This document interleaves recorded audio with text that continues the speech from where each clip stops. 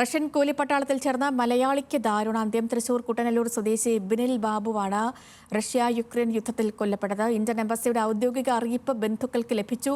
ബിനിലിനൊപ്പം റഷ്യയിൽ ജോലിക്ക് പോയ ജയൻ കുര്യനും യുദ്ധത്തിൽ ഗുരുതരമായി പരിക്കേറ്റു. അധികൃതരുടെ ഇടപെടലില്ലാത്തതിനെ തുടർന്ന് പൊലിഞ്ഞത് രണ്ടാമത്തെ മലയാളിയാണ്. ബുധനാഴ്ച ജെയിൻ വിളിച്ചിട്ടുണ്ടായിരുന്നു. അവന് എന്തോ ഒരു അപകടം പറ്റി, വയറുമിക്ക് എന്തോ വന്നടിച്ചു, അങ്ങനെ അപകടം പറ്റി. എന്നിട്ട് ഹോസ്പിറ്റലാണ് എന്ന് പറഞ്ഞിട്ട് അവങ്ങനെ മൂക്കിൽ ട്യൂബ് ഇട്ടിട്ടുണ്ട്, എന്നിട്ട് മൂത്രത്തിന് ട്യൂബ് ഇട്ടിട്ടുണ്ട്. എന്നിട്ട് അവന് ഒന്നും പറയാൻ പറ്റുന്നില്ല. ശനിയാഴ്ച അവൻ മെസ്സേജ് ഇട്ടിട്ടുണ്ടായിരുന്നു.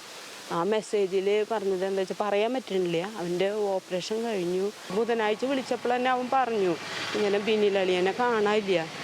ഞാനിങ്ങനെ ഇത് വന്ന് വയറുമടിച്ചപ്പോൾ അങ്ങനെ എന്നെ ഹോസ്പിറ്റലിലേക്ക് കൊണ്ടുവന്നു. അളിയനെ എവിടെയാണെന്നൊന്നും അറിയില്ല, എനിക്കറിയില്ല അളിയ എവിടെയാണെന്ന് അറിയില്ല എന്ന് പറഞ്ഞു. പറഞ്ഞവരോടൊക്കെ എല്ലാവരും പറയും അവിടെ കൊടുക്ക് ഇവിടെ കൊടുക്ക് എന്നൊക്കെ പറയും. എല്ലായിടത്തും കൊടുത്തു. ഞങ്ങളുടെ കഴിവിൻ്റെ പരമാവധി എല്ലായിടത്തും കൊടുത്തു. ഞങ്ങൾ മക്കളെ എങ്ങനെയെങ്കിലും രക്ഷിക്കണ്ടേ, അതിനു വേണ്ടിയിട്ട്. പക്ഷേ ഞങ്ങളുടെ മക്കളെ മാത്രം രക്ഷിച്ചില്ല.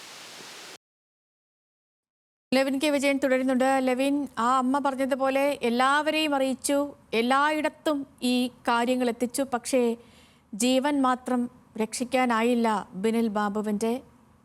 കുടുംബത്തിൻ്റെ പ്രതികരണം എന്താണ്? നിലവിൽ എംബസിയുടെ ഭാഗത്ത് നിന്ന് ഏതെങ്കിലും തരത്തിലൊരു ഇടപെടൽ കുടുംബത്തിന് ലഭിച്ചിട്ടുണ്ടോ? എന്തൊക്കെയാണ് വിവരങ്ങൾ?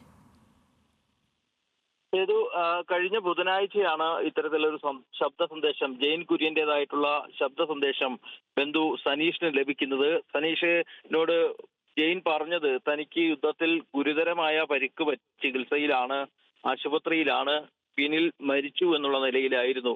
പക്ഷേ ഗുരുതരമായി പരിക്കേറ്റ ജെയിൻ അബോധാവസ്ഥയിലും മറ്റും ഇത്തരത്തിൽ പറഞ്ഞതാകാമെന്നുള്ളൊരു അതിര് കവിഞ്ഞ ഒരു പ്രതീക്ഷയായിരുന്നു ഇവർക്കുണ്ടായിരുന്നത്. പക്ഷേ അത് വിഫലമാവുകയാണ്. കഴിഞ്ഞ ദിവസങ്ങളിലൊക്കെ നിരന്തരമായി അന്വേഷണങ്ങൾ നടത്തുകയായിരുന്നു കുടുംബവും അതോടൊപ്പം തന്നെ നമ്മളും. ഇതിനകത്ത് ഔദ്യോഗികമായ ഒരു സ്ഥിരീകരണം ഉണ്ടാവാൻ വേണ്ടി ഉള്ള കാത്തിരിപ്പിലായിരുന്നു എല്ലാവരും തന്നെ.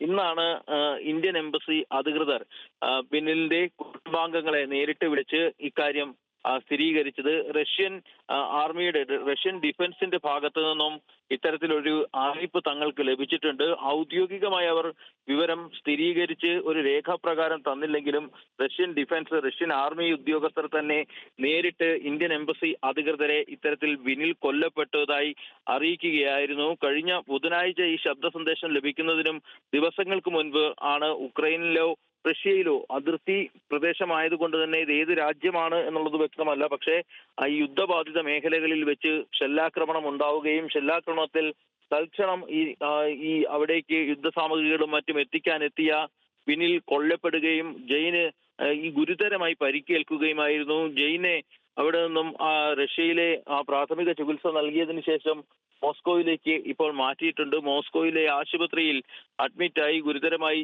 ചികിത്സയിലാണ് ഇപ്പോൾ ഉള്ളത് ജെയിൻ.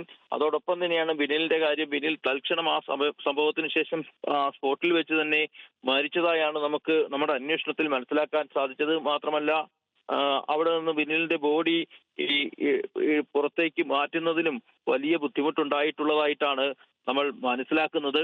അത്തരത്തിലുള്ള വിവരങ്ങളും ചില ഉദ്യോഗസ്ഥരിൽ നിന്നും നയതന്ത്ര ഉദ്യോഗസ്ഥരിൽ നിന്നും നമുക്ക് ലഭ്യമായിട്ടുണ്ട്.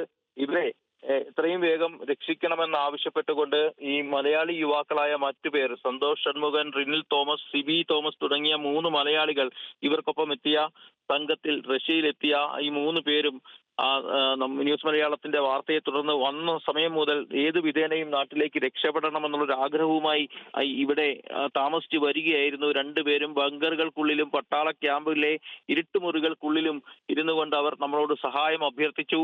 കേരള സർക്കാരും ഇന്ത്യൻ സർക്കാരും ഈ വിഷയത്തിൽ ഇടപെടണം. പലവട്ടം ബിനിലും ജെയിനും വോയിസ് മെസ്സേജുകളായും ശബ്ദ സന്ദേശങ്ങളായും അതോടൊപ്പം തന്നെ വീഡിയോ സന്ദേശങ്ങളായും ഒക്കെ അഭ്യർത്ഥന ന്യൂസ് മലയാളത്തിലൂടെ സർക്കാരിന് മുന്നിൽ അറിയിച്ചു. പക്ഷേ അവരുടെ കുടുംബാംഗങ്ങൾ ഈ നാട്ടിലെ മുഴുവൻ ജനപ്രതിനിധികൾക്കും പരാതി കൊടുക്കാൻ ഒരിടം അവരെ സംബന്ധിച്ചില്ലായിരുന്നു. എല്ലാ സ്ഥലങ്ങളിലും MP-മാരുടെയും MLA-മാരുടെയും മന്ത്രിമാരുടെയും ഓഫീസുകളിലെത്തി നിരന്തരമായി പരാതിപ്പെട്ടു. മുഖ്യമന്ത്രിയുടെ ഓഫീസിൽ നിരന്തരമായി പരാതിപ്പെട്ടു. ജില്ലാ കളക്ടറുടെ അടക്കമുള്ള ഓഫീസുകളിൽ നിരന്തരമായി അവർ പരാതിപ്പെട്ടു. പലവട്ടം പല ഘട്ടങ്ങളിൽ പരാതി നൽകിയിട്ടും അവരുടെ പരാതികൾ പരിഗണിക്കപ്പെട്ടില്ല എന്ന് തന്നെ വേണം ഈ യുവാവിന്റെ മരണത്തിൽ ഊന്നി നമുക്ക് പറയേണ്ടിയിരിക്കുന്നത്. കാരണം നയതന്ത്രപരമായൊരു ഇടപെടൽ ഇന്ത്യൻ സർക്കാർ എടുത്തിരുന്നെങ്കിൽ അത് വേഗത്തിൽ ഇവരെ മോചിപ്പിക്കാനാകുമായിരുന്നു. മോചനത്തിന്റെ ഒരു പ്രതീക്ഷ നൽകിക്കൊണ്ടാണ് രണ്ടുപേരെയും ആദ്യഘട്ടത്തിൽ മലയാളി യുവാക്കളായിട്ടുള്ള മറ്റു 3 പേരെ മോചിപ്പിക്കുന്ന ഒരു സമയത്ത് റഷ്യയിലേക്ക് എത്തിച്ചത്. അല്ലെങ്കിൽ യുദ്ധമുഖത്തു നിന്നും മറ്റൊരു സുരക്ഷിത ഷെൽട്ടർ ക്യാമ്പിലേക്ക് ഇവരെ മാറ്റുകയും ഈ മാറ്റിയതിനു ശേഷം വീണ്ടും ഇവരെ പ്രതീക്ഷയെ മങ്ങിക്കൊണ്ട് അവരെ വീണ്ടും രണ്ട് തവണ യുദ്ധമുഖത്തേക്ക് തിരികെ എത്തിക്കുകയും ചെയ്തു. അത്തരത്തിൽ യുദ്ധമുഖത്തേക്ക് തിരികെ എത്തുന്നതിന് മുൻപ് തങ്ങളെ രക്ഷിക്കാൻ ഇടപെടൽ നടത്തണമെന്നാവശ്യപ്പെട്ട് ബിനിലും ജെയിനും നെഞ്ചുരുകി കരഞ്ഞുകൊണ്ട് തന്നെയാണ് നമ്മളോട് സംസാരിച്ചത്. അവർ രണ്ടുപേരും സംസാരിച്ചു. പക്ഷേ അവരുടെ ഇടപെടൽ ഉണ്ടായില്ല, അധികൃതരുടെ ഇടപെടൽ ഈ വിഷയത്തിൽ ഉണ്ടായില്ല എന്ന് നമുക്ക് ദുഃഖകരമായി തന്നെ പറയണം.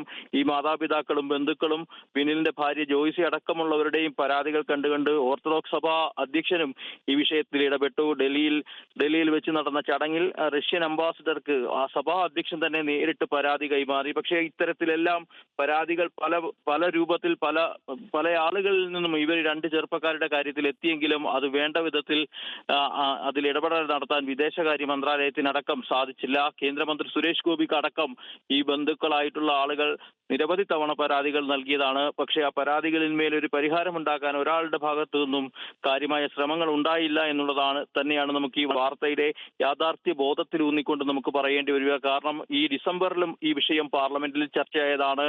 ആറ്റിങ്ങൽ MP അടൂർ പ്രകാശ് ഇതുമായി ബന്ധപ്പെട്ടുകൊണ്ട് ലോക്സഭയിൽ ഇതുമായി ബന്ധപ്പെട്ടുകൊണ്ട് ചോദ്യങ്ങൾ വിദേശകാര്യ മന്ത്രാലയത്തോട് ചോദിച്ചതാണ്. അപ്പോൾ ബിനിലും ജെയിനും അടക്കം 19 ആളുകൾ ഇപ്പോഴും റഷ്യയിലെ യുദ്ധമുഖങ്ങളിൽ കുടുങ്ങിക്കിടക്കുന്നു എന്നുള്ള മറുപടിയും അവിടെ ലഭിച്ചതാണ്. പക്ഷേ ആ 19 ആളുകളെയും രക്ഷിക്കാൻ വേണ്ടത്ര കാര്യമായിട്ടുള്ള ഇടപെടൽ വീണ്ടും ഉണ്ടായിട്ടില്ല എന്ന് തന്നെയാണ് നമുക്ക് നമ്മുടെ അന്വേഷണങ്ങളിൽ നിന്നും മറ്റും മനസ്സിലാക്കാൻ സാധിക്കുന്നത്. കഴിഞ്ഞ ഏപ്രിലാണ് 6 പേർക്കൊപ്പം ബിനിലും ജെയിനും ഈ റഷ്യൻ കൂലിപ്പട്ടാളത്തിൽ ചേരാൻ എത്തുന്നത്. പക്ഷെ അവിടെ നിന്നും ജീവിതം മറിയുമെന്നും മരണത്തിലേക്ക് തങ്ങൾ നയിക്കപ്പെടുമെന്നുള്ള ഒരു വിവരം ബിനിലിന് ഇല്ലാതെ പോയി എന്നുള്ളതാണ് ഏറ്റവും ദുഃഖകരമായ സത്യം. സേതു. ശരി ലെവിൻ, റഷ്യൻ കൂലിപ്പട്ടാളത്തിൽ ചേർന്ന തൃശൂർ കുട്ടനല്ലൂർ സ്വദേശി ബിനിൽ ബാബുവിനാണിപ്പോൾ ഈ യുദ്ധത്തിൽ ജീവൻ നഷ്ടപ്പെട്ടിരിക്കുന്നത്. പലവട്ടം പലകുറി പലരിലേക്കും തങ്ങളുടെ നിസ്സഹായ അവസ്ഥ, ദുരവസ്ഥയൊക്കെ വീട്ടുകാരും നാട്ടുകാരും ഒക്കെ എത്തിച്ചിട്ടും അതിനൊന്നും ഒരു ഇടപെടലുണ്ടായില്ല, ഒരു നടപടിയും ഉണ്ടായില്ല. ഇപ്പോൾ ഏറ്റവും ഒടുവിൽ ജീവൻ നഷ്ടപ്പെട്ടിരിക്കുന്നു എന്ന വിവരമാണ് പുറത്തു വരുന്നത്.